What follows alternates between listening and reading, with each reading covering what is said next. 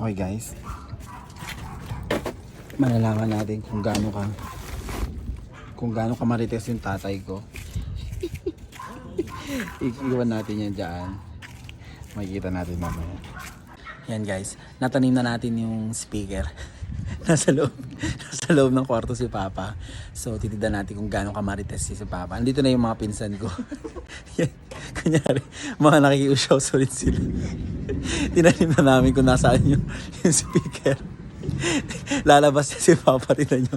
Malalaman nyo kung gaano ka chismoso to si Papa. Marites talaga to.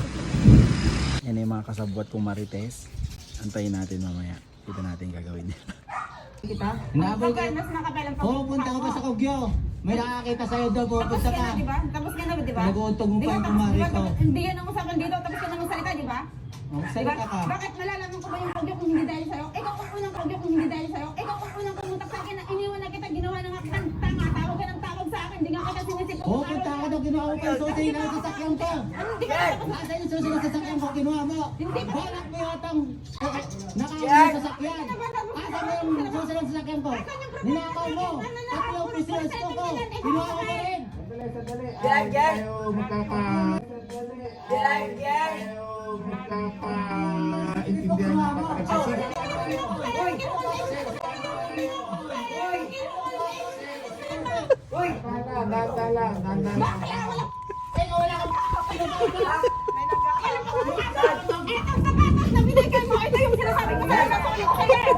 Putang ina mo. Putang ina ka, hayop ka. Marites. Putang ina mo. Putang ina mo. Palang putang ina yan. Nagilid ako, natutulog ako eh. Nagising ako, kala ko may nag-aaway. Putang ina. Gago. Ang ina ka. Alam mo na. Hanap ako lang hanap. Sabi ko, putang. Marites. Marites, gago. Marites.